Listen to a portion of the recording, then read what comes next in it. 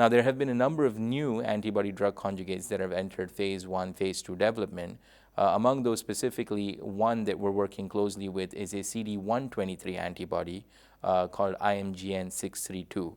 So this is an agent that now uses not a bacterial toxin but a chemical toxin, and it was engineered with the idea that it would have much lower VOD as well as much lower myelosuppression than was seen with Gemtuzumab and some of the other bacterial toxin containing antibody-drug conjugates. We showed some of this data at ASH this year, and in the phase 1 dose escalation in the relapsed refractory AML, we see an overall response rate of about 25 to 30%. These are CR/CRIs. We didn't look at partial responses and blast reduction. The good thing is that the drug seems to be very well tolerated. The main reactions were infusion reactions. These are manageable by using steroids and pre-medications. We did have, out of the 33 patients treated, one patient with VOD. This was seen at the highest dose level 6. So we are no longer exploring dose level 5 and 6, but looking at lower dose levels.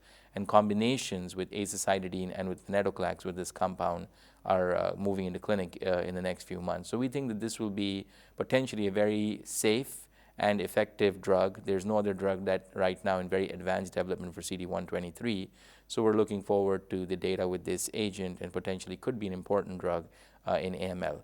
There's also another CD33 antibody-drug conjugate that is hopefully going to be better than Gemtuzumab. This is also an IMGN drug, 779. The initial phase 1 seemed to show some activity, but the response rates are less than 10%. So we're not sure that this drug will be as good as the CD123, but the trials are ongoing and we're waiting for more mature data.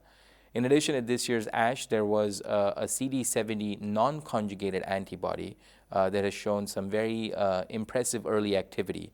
Among the 12 patients treated with this, they found that 11 of 12 frontline elderly patients had response.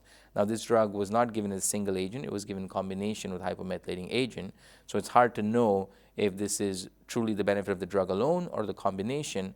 But nonetheless, to get 11 out of 12 CR/CRIs in an elderly frontline AML population, even with the combination of the HMAs, is quite exciting. So the drug is called Cusatuzumab. It's a CD70 non-conjugated antibody, and we think that this will be another one to look out for going forward.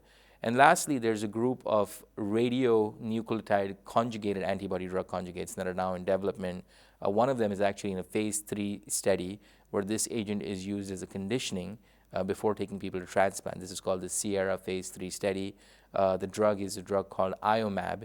It's basically CD45 antibody that is conjugated to a iodine-131 kind of toxic payload.